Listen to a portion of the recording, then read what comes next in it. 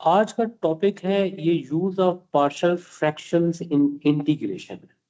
इस क्वेश्चन के डिनोमिनेटर में दो फैक्टर और दोनों लीनियर फैक्टर है, यानी इसका मतलब है इसमें लीनियर फैक्टर की टाइप लग रही है जिसे हम टाइप 1 कहते हैं। आप इससे पहले कि इसको इंटीग्रेट करें तो आप इसको पहले लीनियरली सिंप्लीफाई करें।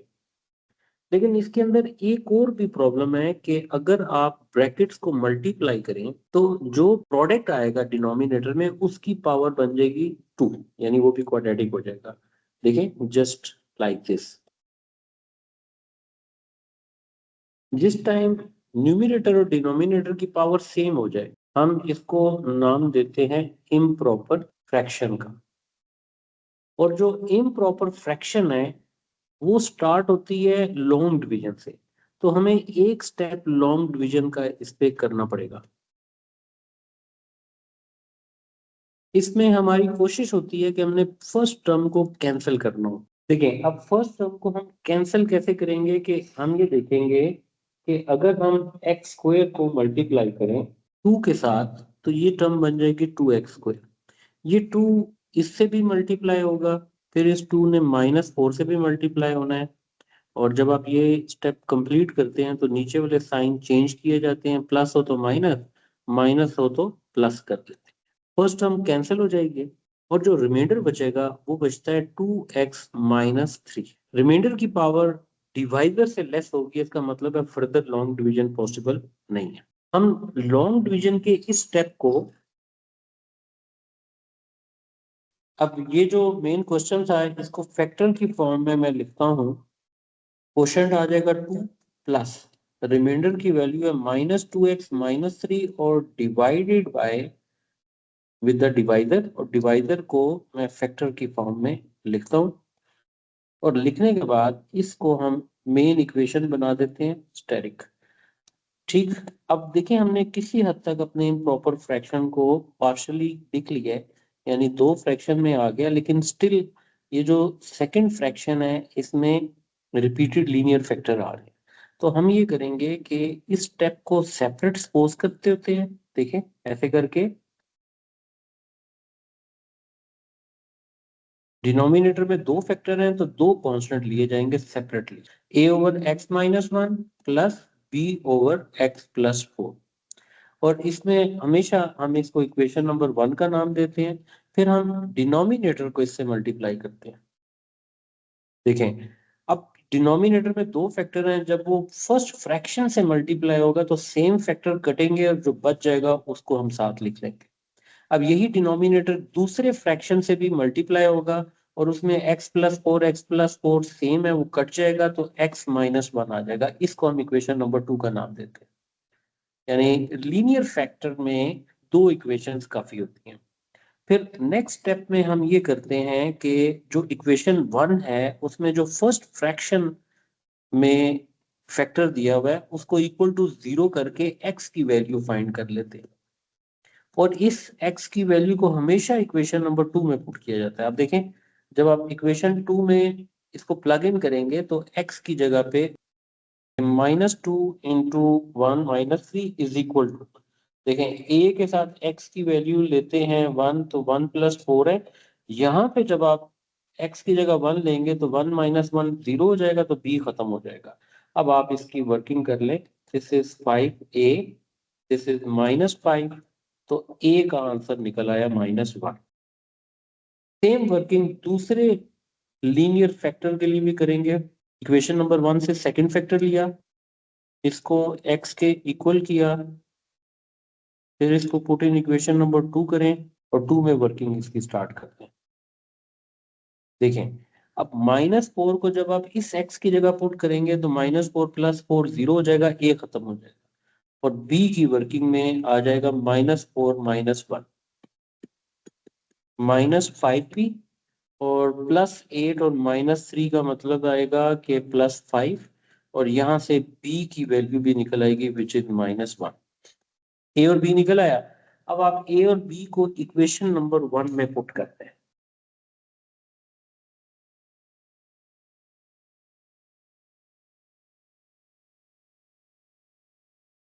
का मतलब है हमने पार्शियल फ्रैक्शन में इसे कन्वर्ट कर दिया, लेकिन अब ये प्रॉपर अभी फुल क्वेश्चन तो है नहीं है, फुल आंसर नहीं आया।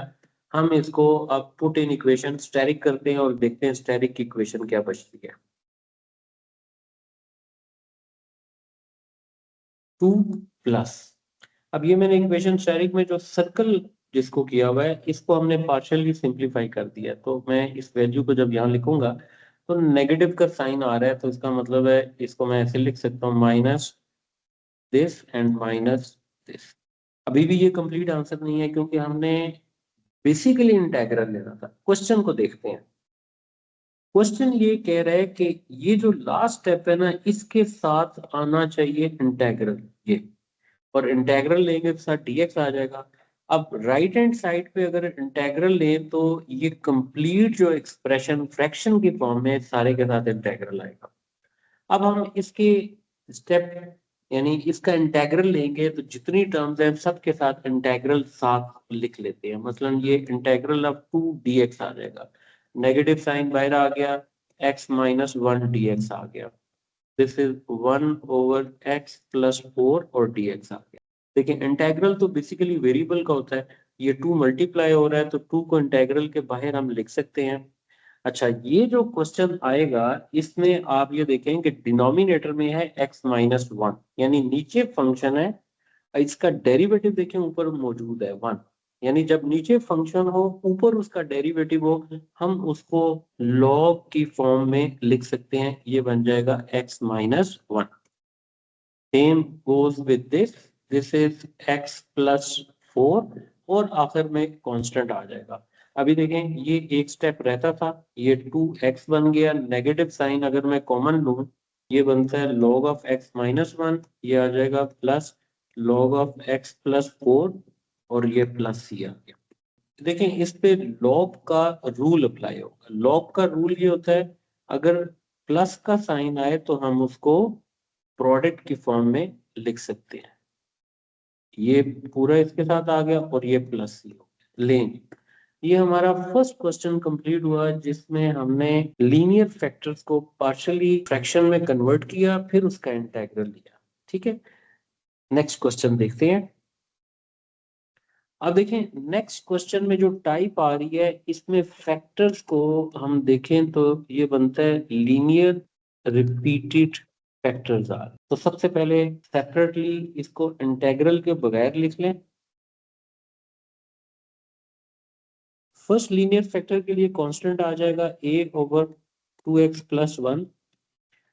रिपीटेड लीनियर फैक्टर के लिखने का तरीका होता है क्योंकि x प्लस 1 होल स्क्वायर है, ये रिपीटेड लीनियर फैक्टर है, हम पहले x प्लस 1 के साथ एक कांस्टेंट लेंगे, फिर एक और कांस्टेंट जब लेंगे तो इसमें x प्लस 1 की पावर 2 आ जाएगी। हम इसको इक्वेशन नंबर 1 का नाम दे देंगे, डिनोमिनेटर को सिर्फ मल्टीप्लाई करें और सिंप्लीफाई करें। लेकिन जो फैक्टर सेम है वो कट जाएगा, जो डिफरेंट है वो साथ आ जाएगा। अब देखें 2x plus 1 x plus 1 x plus 1 whole square से कटेगा तो एक x प्लस 1 रह जाएगा और c के साथ आ जाना है 2x प्लस 1। हम इसको इक्वेशन नंबर 2 का नाम इसलिए देंगे क्योंकि इसमें लीनियर फैक्टर मौजूद है। जब रिपीटेड लीनियर आता है तो हम उसमें इक्वेशन 3 भी बनाते हैं और वो 3 इक्वेशन 2 से ही बनती है, हम इक्वेशन नंबर 2 को जस्ट सिंप्लीफाई कर देते हैं।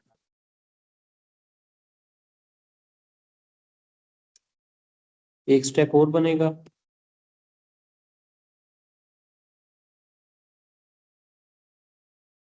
अब इसको इक्वेशन नंबर 3 का नाम दे दें।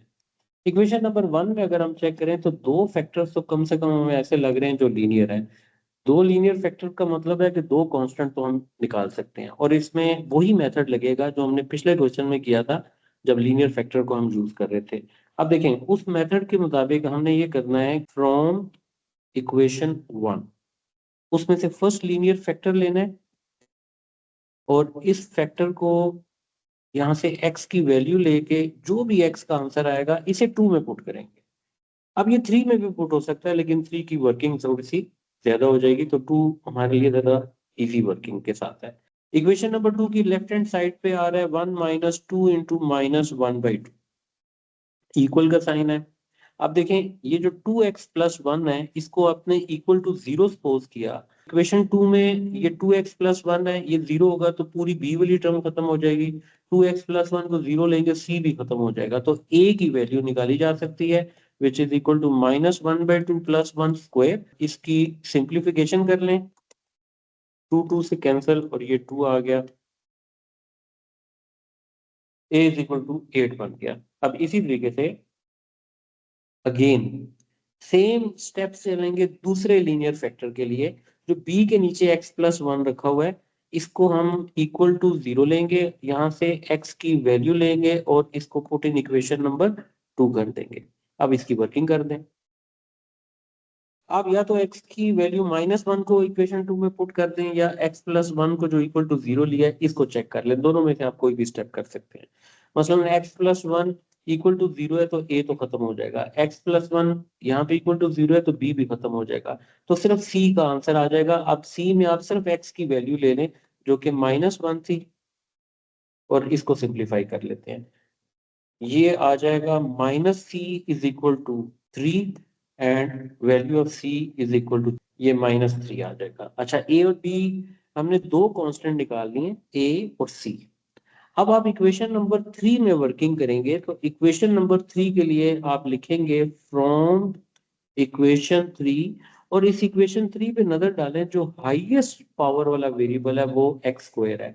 तो आपने लिखना है कि कोफिशिएंट ऑफ एक्स स्क्वायर, दोनों साइड से कोफिशिएंट ऑफ एक्स स्क्वायर लेना है। यानी ये देखें, यहाँ पे एक्स स्क्वायर का कोफिशिएंट आता है a, यहाँ पे एक्स स्क्वायर का कोफिशिएंट आता है 2b, और अगर आप लेफ्ट साइड पर यहाँ आ जाए, यहाँ पे एक्स स्क्वायर का कोई कोफिशिएंट नहीं है तो उसको इक्वल टू 0 ले देंगे। अब ए और बी इस इक्वेशन में अननोन है, और जो आपने कांस्टेंट निकाले हुए हैं उनमें से कोई ना कोई एक कांस्टेंट यहाँ पे पुट हो जाएगा। जैसे ए की वैल्यू आ जाएगी, तो ए की वैल्यू के लिए जब आप वर्किंग करेंगे बी का आंसर आ जाएगा -4। Now we have all three constants. Now let's put them in equation number 1.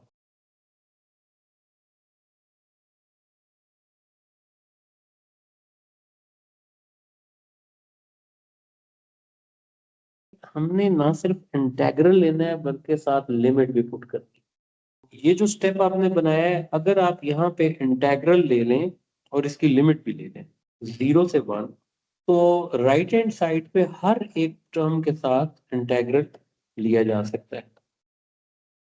अब देखें, यहाँ दो तरह के फॉर्मूलाज अप्लाई हो रहे हैं, मैं वो फॉर्मूला यहाँ पे मेंशन करता हूँ। एक फॉर्मूला तो ये है, नीचे फंक्शन है ऊपर डेरिवेटिव है, तो हम उसमें लेते होते हैं लॉग ऑफ फंक्शन। यहाँ मॉडुलस इसलिए डालेंगे क्योंकि लिमिट दी हुई है, क्योंकि लिमिट की वैल्यू पुट करेंगे तो ये पॉसिबल है कि लॉग के अंदर कोई नेगेटिव वैल्यू आ रही हो, तो हम उसे अवॉइड करने के लिए मॉडुलस डाल देते हैं प्लस सी। एक ये फार्मूला है। दूसरा फार्मूला ये होता है कि कोई भी फंक्शन है जिसकी पावर दी हो, आपने ये देखना है कि ये पावर को मैं सर्कल कर रहा हूँ, और जो इनसाइड फंक्शन है उसका डेरिवेटिव साथ मल्टीप्लाई होना चाहिए। अगर ये सिचुएशन मिल जाए तो आप सिंपल इतना करते हैं, उस फंक्शन की पावर में 1 को ऐड करते हैं और उससे डिवाइड कर देते हैं। ये दो फॉर्मूले हैं जो कि अब आगे इंटीग्रल में अप्लाई हो सकते हैं। वन बाई वन चेक करते हैं। देखें कि जो फर्स्ट इंटीग्रल है इसमें डिनोमिनेटर में 2x प्लस 1 है। हम इसको सोचेंगे कि इसका डेरिवेटिव क्या है। इसका डेरिवेटिव बनता है 2, और हमारे पास ऊपर 8 है। हम यहाँ पे एक काम कर सकते हैं कि अगर ये क्वेश्चन ले लें, this is from 0 to 1, 1 minus 2x। देखें 8 को आप ब्रेक करें ना, 4 into 2 8 बन जाता है। ऐसे भी आप कर सकते हैं, बस हमने ऊपर फंक्शन बनाना था, वो इजीली इस अंदाज में बन गया, तो अगले स्टेप में हम लॉग अप्लाई कर देंगे।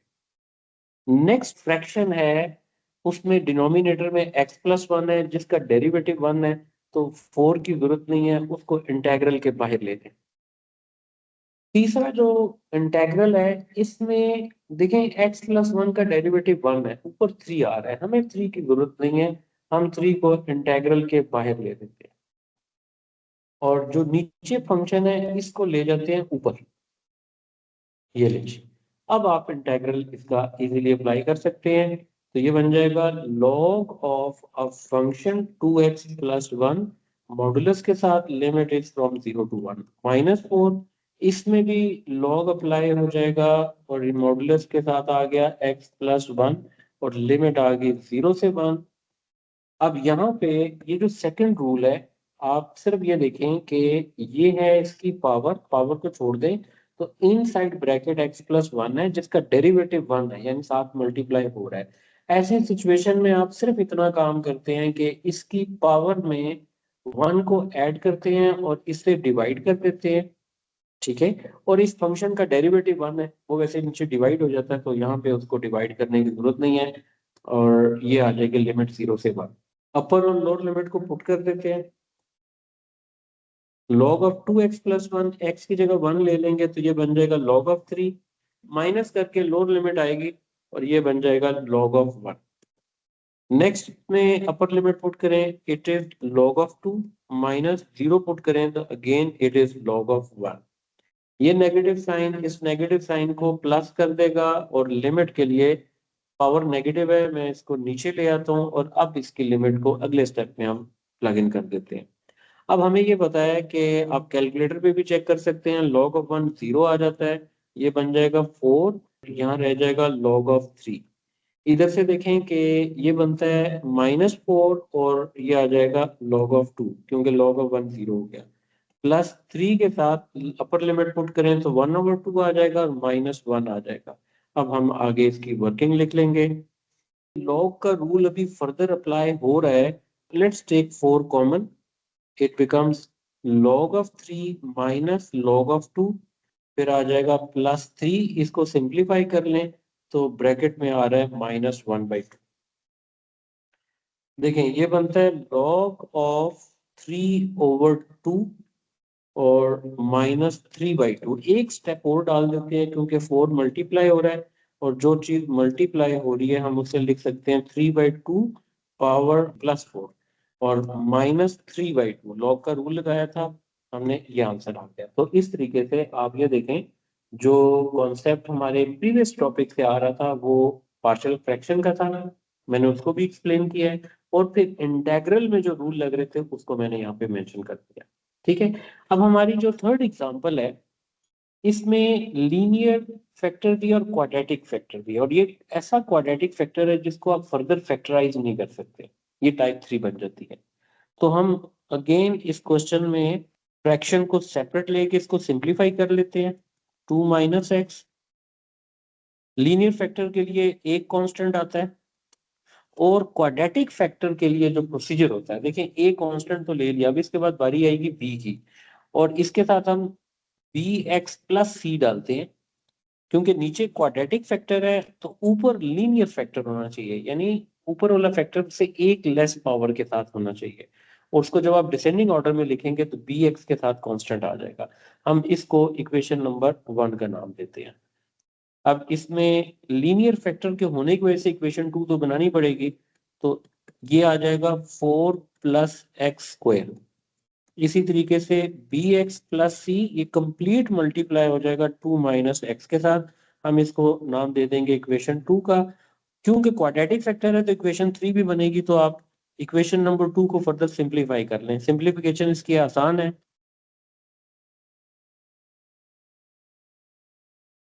यहाँ पे फिर वही मेथड आ जाएगा लीनियर फैक्टर के लिए, from equation number 1 first factor you take it equal to 0, from here you'll find the value of x, then you put in equation number 2। मैंने आपको बताया हुआ 3 में भी पुट कर सकते हैं लेकिन 2 में जरा वर्किंग आसान हो जाती है। देखें लेफ्ट साइड पे सिर्फ कांस्टेंट है 8 आ जाएगा, राइट हैंड साइड में देखें जिस कांस्टेंट के साथ 2 माइनस एक्स आ रहा है या x इज इक्वल टू 2 आ रहा है, दोनों में से जो लेते हैं आपको जो आसान लगे।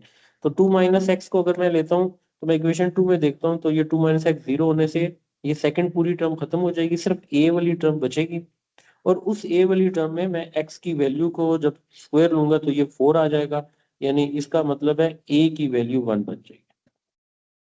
देखें अब लीनियर फैक्टर तो सॉल्व हो गया ना। अब आपके पास जो नेक्स्ट फैक्टर है वो क्वाड्रेटिक है और क्वाड्रेटिक फैक्टर हमेशा इक्वेशन 3 से आएगा और इसमें हम लिखेंगे कि फ्रॉम इक्वेशन 3 हमने क्या करना है, we are going to make a comparison of the highest power, which is x square. So on right hand side, this is the term involving x square, this is the term involving x square, which is equal to a minus b. And on left hand side देखें यहाँ कोई x की term नहीं है, तो फिर आप zero ले देखें। a की वैल्यू हमने फाइंड की हुई थी, तो उससे हमें फायदा क्या हुआ कि b की वैल्यू भी मिल गई। ये b आ गया। कोफिशिएंट ऑफ x लेंगे, हमने फर्दर x का कोफिशिएंट इसलिए लिया क्योंकि अभी भी एक कांस्टेंट था c जो कि अननोन है। अब आप पूरी इक्वेशन में से वो तमाम वेरिएबल ले लें जिसमें x आ रहा है। ये देखें, ये 2bx है, इसमें x है, और ये cx है। ये दो टर्म्स हैं जिसमें x इन्वॉल्व कर रहा है। आप इसके कोफिशिएंट ले लें 2b माइनस c, और लेफ्ट साइड पे कोई x की टर्म नहीं है, तो इसका मतलब है वो जीरो हो जाएगा। यहाँ से अब हम फर्दर जब सिंप्लीफाई करेंगे, देखें b की वैल्यू यूज करें माइनस सी, और यहां से c की वैल्यू निकल आएगी जो कि पॉजिटिव 2 हो जाएगी। ये था पार्शियल फ्रैक्शन का कॉन्सेप्ट। अब आगे इंटीग्रेशन के लिए जाना है, तो इंटीग्रेशन के लिए पहले इक्वेशन नंबर 1 में ये सारी कॉन्स्टेंट्स की वैल्यूज को पुट कर लें।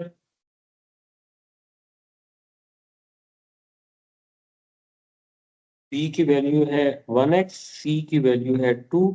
in the denominator we have 4 plus x square, so let's write it x square plus 4। अब यहाँ पे इंटेग्रल ले लेते हैं, ठीक है।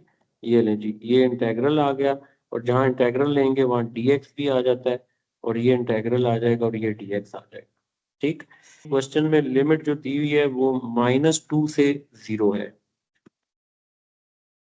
अब जब हम इसमें इंटेग्रल पे जाएंगे तो अब प्रॉब्लम ये है, फर्स्ट इंटेग्रल में डिनोमिनेटर में 2 माइनस एक्स है, जिसका डेरिवेटिव होता है -1, जो कि ऊपर मौजूद नहीं है। हम क्या करेंगे, -1 में -1 से मल्टीप्लाई करेंगे इन साइड और आउटसाइड दोनों तरफ, तो नेगेटिव साइन बाहर वाला इधर ही आएगा।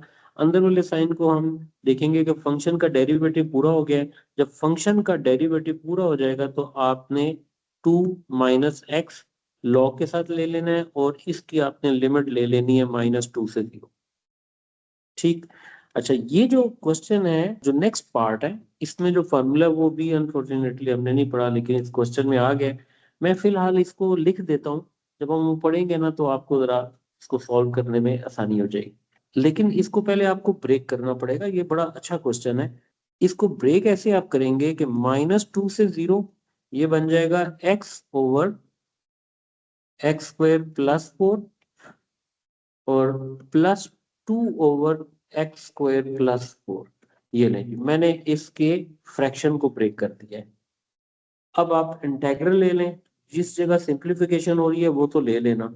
जैसे ये बन जाएगा log ऑफ 2, और जब आप माइनस करेंगे तो वो log ऑफ 4 आ जाएगा, ये तो लिख लें।